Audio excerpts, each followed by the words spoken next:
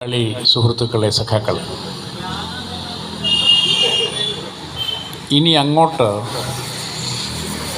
ഇന്ത്യയുടെ ചരിത്രത്തിൽ, സമര ചരിത്രത്തിൽ ഇന്നത്തെ ദിവസം നിർണായകമാണ്.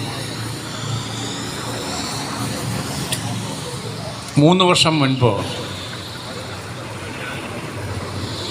കൃഷിക്കാർക്കെതിരായ 3 നിയമങ്ങൾ പിൻവലിപ്പിക്കുന്നതിന് വേണ്ടി 700 കൃഷിക്കാർ ജീവത്യാഗം ചെയ്ത് നടത്തിയ ഒരു വലിയ പോരാട്ടമുണ്ട്. ഇന്ത്യ രാജ്യത്ത് BJP ഗവൺമെൻറ്റിൻ്റെ മൂലധനത്തിന് വേണ്ടിയുള്ള പാദസേവ ചെയ്ത നിയമങ്ങൾ എന്ത് വില കൊടുത്തും പിൻവലിപ്പിക്കുമെന്ന കർഷകരുടെ പ്രതിജ്ഞ അവർ നടത്തിയെടുത്തു. പക്ഷെ അന്ന് MSP, മിനിമം സപ്പോർട്ട് പ്രൈസ്, വാക്ക് കൊടുത്തെങ്കിലും അതിൽ നിന്ന് മാറിക്കളഞ്ഞ ഗവൺമെൻറ് അതിപ്പോഴും സജീവമാണ്. അന്നത്തെ കർഷക സമരം പോലെ തന്നെ ഇന്ന് ആരംഭിക്കുന്ന തൊഴിലാളികളുടെ പോരാട്ടം. ഇവിടെ ഒരു വശത്ത് ഇന്ത്യയിലെ തൊഴിലാളി വർഗം ആകെയാണ്, മറുവശത്ത് ദേശീയവും അന്തർദേശീയവുമായ മൂലധന ശക്തികൾക്ക് വേണ്ടി ഇന്ത്യയിലെ തൊഴിലാളികളെ എന്ന് പറഞ്ഞാൽ അധ്വാന ശക്തിയെ എന്ന് പറഞ്ഞാൽ സമ്പത്തുണ്ടാക്കുന്നവരെ വിൽക്കുകയാണ് മോഡി ചെയ്യുന്നത്. ഇന്ത്യയിലെ തൊഴിൽ കമ്പോളമെന്ന് പറഞ്ഞാൽ ലോകത്തിൽ ഏറ്റവും വലിപ്പമുള്ളതും വലിപ്പത്തേക്കാൾ പ്രായത്തിൽ ചെറുപ്പമുള്ളതും, ഇത് രണ്ടും കഴിഞ്ഞപ്പുറത്തേക്ക് നൈപുണ്യം കൊണ്ട് ഏറ്റവും മികച്ചതുമാണ്. അപ്പം നൈപുണ്യത്തിൽ മികച്ച, എണ്ണത്തിൽ വലിപ്പമുള്ള, യൗവനത്തിൻ്റെ അധികതയുള്ള ഇന്ത്യയിലെ തൊഴിലാളി വർഗത്തെ അവരുടെ അവകാശങ്ങൾ ഇല്ലാതാക്കിക്കൊണ്ട് അടിമകളാക്കി മൂലധനത്തിന് കൊടുക്കുന്ന പണിയാണ് ഈ ലേബർ കോഡ്. വളച്ചുകെട്ടി എത്ര സംസ്കൃതം പറഞ്ഞാലും മലയാളം അതാ. നമ്മുടെ രാജ്യത്ത് വലിയ സാമ്പത്തിക വളർച്ച ഉണ്ടാകുന്നു എന്ന് ഗവൺമെൻറ് പറയുന്നുണ്ട്. GDP വളരുകയാണ്. സത്യത്തിൽ ഇന്ത്യ വളരുന്നുണ്ട്. ആ വളർച്ച ഇനിയും തുടരുകയും ചെയ്യും. പക്ഷേ അതിൻ്റെ മെച്ചം, അതിൻ്റെ നേട്ടം ഈ രാജ്യത്തെ സമ്പത്ത് ഉൽപ്പാദിപ്പിക്കാൻ തൊഴിലാളിക്കും കൃഷിക്കാർക്കും കൊടുക്കാത്ത വിധത്തിൽ ഒരു വശത്തേക്ക് കേന്ദ്രീകരിക്കുകയാണ്. ആ കേന്ദ്രീകരണമാണ് ഇന്ത്യയിലെ ഭരണത്തിൻ്റെ ഇന്നത്തെ പ്രത്യേകത. ഒരു തരത്തിൽ ആ ഒരു പ്രവൃത്തിക്ക് കൂടുതൽ അടിവരയിട്ട് നിയമസാധുത ഉണ്ടാക്കുകയാണ് ഇപ്പോൾ ചെയ്തത്. ലേബർ കോഡ് എന്ന് പറഞ്ഞാൽ 29 കേന്ദ്ര നിയമങ്ങളെ 4ആക്കി ചുരുക്കുകയാണ്. തൊഴിൽ നിയമങ്ങളുടെ വരവിന് സ്വാതന്ത്ര്യത്തിന് മുമ്പേ ഒരു ചരിത്രമുണ്ട്. തൊഴിൽ നിയമങ്ങളുടെ വരവ് യഥാർത്ഥത്തിൽ തൊഴിലാളിക്ക് സഹായകമാകാൻ വേണ്ടിയാണ്. മൂലധനത്തിനും മുതലാളിക്കും നിയമത്തിൻ്റെ ആവശ്യമില്ല. കാരണം നിലവിലുള്ളതല്ല എല്ലാം അവൻ അനുകൂലമാണ്. കോടതികളാണെങ്കിലും അധികാരമാണെങ്കിലും സാമ്പത്തിക സ്ഥിതിയാണെങ്കിലും എല്ലാം മുതലാളിക്കൊപ്പമാണ്. അവിടെ അശരണനായി ആലംബഹീനായി നിൽക്കാൻ തൊഴിലാളിക്ക് ഒറ്റയ്ക്കൊരുക്കി നിൽക്കാൻ കഴിയാത്തതുകൊണ്ട് ഒരു സംഘം ചേർന്നുണ്ടാക്കിയ ട്രേഡ് യൂണിയൻ വിലപേശി ഉണ്ടാക്കിയ നിയമങ്ങളാണ് ഈ രാജ്യത്തെ എല്ലാ നിയമങ്ങൾ. അതിന് രാഷ്ട്രീയ കാരണങ്ങൾ വേറെയുമുണ്ട്. അങ്ങനെ വന്ന തൊഴിൽ നിയമങ്ങൾ തൊഴിലാളിക്ക് അനുകൂലമായിട്ടാണോ? അല്ലെങ്കിൽ പിന്നെ എൻ്റെ ആവശ്യമില്ല. അവിടെ ഗവൺമെൻറ്റിൻ്റെ ജോലി, ഗവൺമെൻറ് ആ കാര്യത്തിൽ തൊഴിലാളിക്കൊപ്പം നിൽക്കലാണ്. അതുകൊണ്ടാണ് ത്രികക്ഷി സംവിധാനങ്ങൾ വന്നത്. ഒരു വശത്ത് ഗവൺമെൻറ്, മറുവശത്ത് തൊഴിലാളി വർഗം, അതിൻ്റെ അപ്പുറത്ത് മാനേജ്മെൻറ്റ് ഏജൻസികൾ. ഈ ത്രികക്ഷി സംവിധാനത്തിനൊരു സാധുതയുണ്ട്. ആ സാധുത ഭരണഘടനാപരവുമാണ്. ഇന്ത്യൻ സ്റ്റാൻഡിംഗ് ലേബർ കോൺഫറൻസ് അതിൻ്റെ ഒരു ആധികാരികമായ ഇടപെടലുകൾ എല്ലാ കാലത്തും ഇന്ത്യയിൽ നടത്തിയിട്ടുണ്ട്. ആ കോൺഫറൻസ് കഴിഞ്ഞ 10 കൊല്ലമായി കൂടിയിട്ടില്ല. 10ൻ്റെ പ്രാധാന്യം 2015 തൊട്ട്, 15ൻ്റെ പ്രാധാന്യം 14 മോഡി വന്നു എന്നുള്ളതാണ്. ഇന്ത്യയിലെ ചിരപ്രതിഷ്ഠയുള്ള അംഗീകാരമുള്ള ത്രികക്ഷി കുറവുകളില്ലെന്നല്ല, ആ ത്രികക്ഷി സംവിധാനത്തെ അവഗണിച്ചുകൊണ്ട് 10 കൊല്ലം നടത്തിയ പ്രവർത്തനങ്ങൾക്കിടയിൽ 2019 ആദ്യത്തെ ലേബർ കോഡ് പാർലമെൻറ്റിൽ പാസ്സാക്കുന്നത്. അതിനുശേഷം 2020 3 കൊണ്ട് പാസ്സാക്കി എന്ന് പറഞ്ഞാൽ അവഹേളനമാണ്. പാർലമെൻറ്റ് എന്തിനുള്ളതാണ്? പാർലമെൻറ്റ് നിയമനിർമ്മാണ സഭയാണ്. നിയമങ്ങൾ നിർമ്മിക്കുമ്പോൾ ഒരുപാട് അഭിപ്രായങ്ങൾ സമൂഹത്തിലുണ്ടാകും. അതിൻ്റെ എല്ലാ വശങ്ങളും ചർച്ച ചെയ്തുകൊണ്ട് ഒടുവിലെത്തുന്ന ജനാധിപത്യ പ്രക്രിയയുടെ തീരുമാനമാണ് പാർലമെൻറ്റ് തീരുമാനമാകേണ്ടത്. പക്ഷേ ഈ 4 കോഡുകളും പാർലമെൻറ്റിൽ ചർച്ചയില്ലാതെ പാസ്സാക്കി. ഒരു ജനാധിപത്യ രാജ്യത്തിൻ്റെ ഏറ്റവും അനാരോഗ്യകരമായ ഒരവസ്ഥയായിട്ടത് മാറി. എന്നിട്ടോ ഈ 4 കോഡുകൾ നടപ്പാക്കരുത് ഇന്ത്യയിലെ എല്ലാ ട്രേഡ് യൂണിയനുകളും ആവശ്യപ്പെട്ടു. BMS അടക്കം BMS ഉൾപ്പെടെ. ഇപ്പോൾ BMS കാല് മാറിയിട്ടുണ്ട്. BMSൻ്റെ നിലപാട് വഞ്ചനാപരമാണ്. അവരത് കൂടിയാലോചിച്ച് തിരുത്തേണ്ടതുണ്ട്. അവർ പറയുന്നു ഇതിനകത്ത് ഒരുപാട് കുറവുകൾ ഉണ്ടെങ്കിലും ഞങ്ങൾ പ്രധാനമന്ത്രിയെ പ്രകീർത്തിക്കുന്നു എന്നാണ്. അതെന്ത് മര്യാദയാണ്? തൊഴിലാളി വർഗത്തിൻ്റെ അടിസ്ഥാന സംഘടനാ സ്വാതന്ത്ര്യത്തെയും വിലപേശൽ അവകാശത്തെയും വേതനത്തെയും മിനിമം വേതനത്തെയും സുരക്ഷയെയും ഇല്ലാതാക്കുന്ന ഒരു നിയമം കൊണ്ടുവന്നിട്ട് ആ പ്രധാനമന്ത്രിയെ പ്രശംസിക്കുന്നു വെച്ചാൽ ഒരൊറ്റയാളും ആത്മാഭിമാനമുള്ളവൻ BMS തുടരാൻ പാടില്ല. അന്ധമായ ഒരു നിലപാട് സ്വീകരിച്ചുകൂടാ. ഞാൻ പറയുന്നു BMSനെ അങ്ങനെ മാറ്റിയിട്ടുള്ളത് RSSൻ്റെ ആവശ്യമാണ് തൊഴിലാളികൾക്കിടയിൽ നിന്ന് കുറേ പേരെ മാറ്റിയെടുക്കുന്നത്. അത് അവർ പുനരാലോചിക്കണം. യഥാർത്ഥത്തിൽ തൊഴിലാളി വർഗത്തോട് അവർക്ക് കൂറുണ്ടെങ്കിൽ ദേശാഭിമാനം പറഞ്ഞാൽ പോരാ, അതിൻ്റെ ചെമ്പ് തെളിയുന്നത് ഇത്തരം സന്ദർഭങ്ങളിലാണ്. അതുകൊണ്ട് BMS കൂടിയാലോചിക്കണമെന്ന് ഇന്ന് പറയും. ഇന്നത്തെ പ്രതിഷേധം ആരൊക്കെയാണ് ചെയ്യുന്നത്? രാജ്യമാകെയാണ്. FACT 1947 തിരുവനന്തപുരത്തിൽ ആരംഭിച്ച സ്ഥലമാണ്.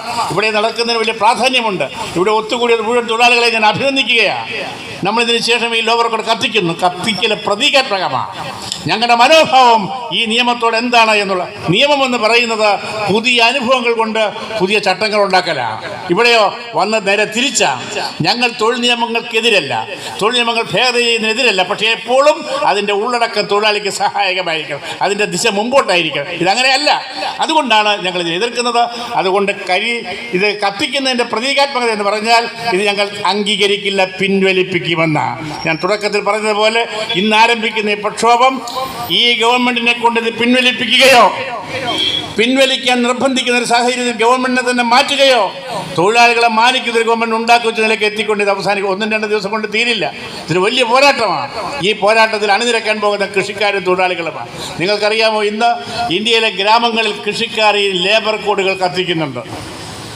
ഈ ലേബർ കോഡ് തൊഴിലാളികൾക്കൊപ്പം ഇന്ന് കൃഷിക്കാർ നഗരങ്ങളിൽ എന്ന പോലെ തന്നെ ഗ്രാമങ്ങളിൽ കത്തിക്കുകയാണ്. അതൊരു പുതിയ കൂട്ടായ്മയാണ്. ഈ രാജ്യത്തെ തൊഴിലാളികളും കൃഷിക്കാരും ഒരുമിച്ച് നിന്നാൽ 99% മനുഷ്യരായി. ഈ രാജ്യത്തെ തൊഴിലാളികൾ 90% അസംഘടിത മേഖലയാണ്. അവർക്ക് ഒന്നുമില്ല, ഒരു സുരക്ഷയുമില്ല. പുതിയതായി വരുന്ന ജിഗ് വർക്കേഴ്സ്, ഇപ്പോൾ തോളിൽ തൂക്കി വണ്ടികൾ തൂക്കി സാധനങ്ങൾ കൊടുക്കാതെ ജിഗ് വർക്കേഴ്സില്ലേ, സൊമാറ്റോ സ്വിഗ്ഗിയൊക്കെ, അവർക്ക് എന്തുണ്ട്? അവർക്ക് പ്രാഥമിക ആവശ്യങ്ങൾക്ക് നിർവഹിക്കാൻ സൗകര്യമില്ല, വിശ്രമ സ്ഥലമില്ല, കൂലിയില്ല, പെൻഷനില്ല, ഒരു ചട്ടവുമില്ല.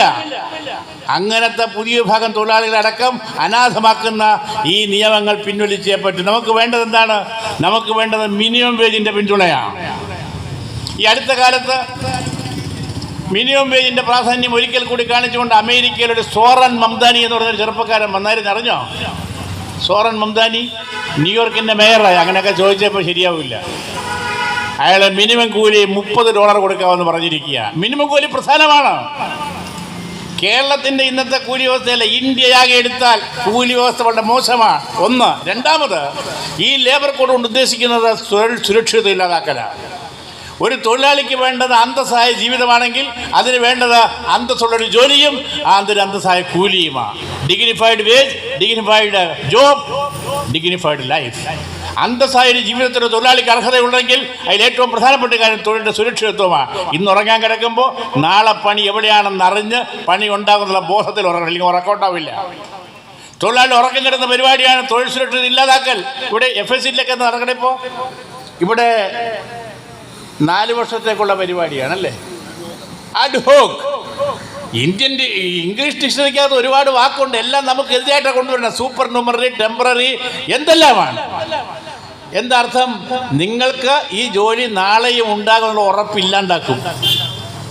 ആ അസ്ഥിരത സൃഷ്ടിച്ചുകൊണ്ട് സ്ഥിരം ജോലികളെ തന്നെ ഇങ്ങനെ മാറ്റിക്കൊണ്ടിരിക്കുന്ന ഈ പരിപാടി ഇപ്പോൾ ഈ ലേബർ കോഡുകളിൽ ശാശ്വതീകരിക്കുകയാണ്. ആ തരത്തിലുള്ള ഈ മാറ്റങ്ങളെ അംഗീകരിക്കാതെ എന്ത് ചെയ്യണം? യൂണിയനുകളുമായിട്ട് ആലോചിക്കണം. ട്രേഡ് യൂണിയനുകളുമായി അന്തസ്സായ ചർച്ചയ്ക്ക് ഗവൺമെൻറ് തയ്യാറാകണം. ഒരു കാര്യം ഉറപ്പാണ്, ഇന്ത്യയിലെ സർക്കാർ ജീവനക്കാർ, ഇന്ത്യയിലെ പ്രതിരോധ മേഖലയിലെ തൊഴിലാളികൾ, തുറമുഖങ്ങളിലെയും അതുപോലെ തന്നെ വ്യോമസേനയിലെയും ആളുകൾ, വ്യോമയാന ഗതാഗതത്തിൽ പണിയെടുക്കുന്നവർ, വ്യവസായശാലകൾ പണിയെടുക്കുന്നവർ, ഇലക്ട്രിസിറ്റി ബോർഡുകൾ, മൈനുകൾ എല്ലാം ഈ പ്രക്ഷോഭത്തിലേക്ക് വരികയാണ്. ഇന്ത്യയിലെ തൊഴിലാളി വർഗത്തെ മറികടന്നുകൊണ്ട് പോകാമെന്ന് കണക്കാക്കുന്ന ഈ ചിന്തയിൽ നിന്ന് ഈ ഗവൺമെൻറ്റിനെ മാറ്റണമെങ്കിൽ ഇന്ത്യയാകെ സ്തംഭിക്കും. തൊഴിലാളികളും കൃഷിക്കാരും ചേർന്ന് ഒരു കാര്യം ഉറപ്പാണ്, നമ്മൾ ഇതുവരെ കണ്ടിട്ടില്ലാത്ത സമരരൂപങ്ങൾക്ക് ഇനി അങ്ങോട്ടുള്ള മാസങ്ങളിൽ ഇന്ത്യ രാജ്യം സാക്ഷ്യം വഹിക്കുമെന്ന പ്രഖ്യാപനമാണ് ഇന്ന് നമ്മൾ നടത്തുന്നത്. ഇതിൻ്റെ ഒരു തുടർച്ച നമ്മളെ മുഴുവൻ തൊഴിലാളിലേക്ക് കൊണ്ടുപോകണം. ഈ ലേബർ കോഡുകളുടെ സംക്ഷിപ്തം നമ്മൾ പഠിക്കണം, അതിൻ്റെ അപകടകരമായ വശങ്ങൾ നമ്മൾ ഉൾക്കൊള്ളണം. എന്നിട്ട് നമ്മുടെ ട്രേഡ് യൂണിയൻ അവകാശങ്ങളെയും വിലപേശൽ സ്വാതന്ത്ര്യത്തെയും കൂലി നിശ്ചയിക്കാനുള്ള അവകാശത്തെയും എല്ലാം സംരക്ഷിക്കുന്നതിന് വേണ്ടിയുള്ള ഈ പോരാട്ടത്തിൽ മുഴുവൻ കുടുംബാംഗങ്ങളെ കൂടി അണിനിരക്കണം. തൊഴിലാളി മാത്രം പോരാ, തൊഴിലാളിയുടെ കുടുംബം, അവരാണല്ലോ ഇതിൻ്റെ എല്ലാം അവസാനത്തെ താങ്ങേണ്ടത് അവരല്ലേ. തൊഴിലാളികളും കുടുംബങ്ങളും കൃഷിക്കാരും കുടുംബങ്ങളും ഇന്ത്യയാകെ നിന്ന് കഴിഞ്ഞാൽ വലിയ മാറ്റമുണ്ടാക്കാൻ കഴിയും. ഇവിടെ പണശക്തി അദാനിയും അംബാനിയും ആഗ്രഹിക്കുന്ന, അന്താരാഷ്ട്ര മൂലധനത്തിൽ ആഗ്രഹിക്കുന്ന വിധത്തിൽ ഇന്ത്യയെ കൊണ്ടുപോവുകയാണ്. ലോകം മാറിക്കൊണ്ടിരിക്കുക. ലോകത്തിൻ്റെ മുൻപിൽ ഇന്ത്യക്കുള്ള സാധ്യതകൾ ഇന്ത്യയുടെ സമ്പത്താണെങ്കിൽ അതിൽ ഏറ്റവും വലുത് ഏറ്റവും വലിയ മാനവ വിഭവശേഷിയാണ്. ആ ഇന്ത്യയുടെ മാനവവിഭവശേഷിയെ ഒരു പെട്ടവലയ്ക്ക് വിൽക്കാനും മൂലധന ശക്തികളുടെ ദയാദാക്ഷ്യത്തിന് വിട്ടുകൊടുക്കാനുമാണ് ഗവൺമെൻറ് തീരുമാനിക്കുന്നതെങ്കിൽ അംഗീകരിക്കില്ല. സ്തംഭിക്കും, ഇന്ത്യ പൂർണ്ണമായും സ്തംഭിക്കും. ഇത് പിൻവലിപ്പിക്കുമെന്നുള്ള ദൃഢപ്രതിജ്ഞയാണ് ഇന്നത്തെ ദിവസം രാജ്യവ്യാപക പ്രക്ഷോഭം. ഈ പ്രക്ഷോഭം ഒരു താക്കീതാണ്. ഇത് ആ നിലയ്ക്ക് മനസ്സിലാക്കിക്കൊണ്ടുള്ളൊരു ചർച്ചയ്ക്കും രചനാത്മകമായ സൃഷ്ടിപരമായ ചർച്ചകൾ ഗവൺമെൻറ് തയ്യാറാകുന്ന ഇല്ല എങ്കിൽ ഇത് വലിയ പ്രത്യാഘാതങ്ങളിലേക്ക് പോകും. ഈ സമരം ഞങ്ങൾ തുടങ്ങുന്നത് അവസാനിപ്പിക്കുന്നത് പിൻവലിപ്പിച്ചുകൊണ്ടായിരിക്കുമെന്ന് മാത്രം ഉറപ്പിച്ച് പറഞ്ഞുകൊണ്ട് ഇവിടെ എത്തിച്ചേർന്ന എല്ലാവരെയും അഭിവാദ്യം ചെയ്ത് ഞാൻ എൻ്റെ വാക്കുകൾ ഉപസംഹരിക്കുന്നു. അഭിവാദനം ഇത് ഉദ്ഘാടനം ചെയ്ത് അറിയിക്കുന്നു.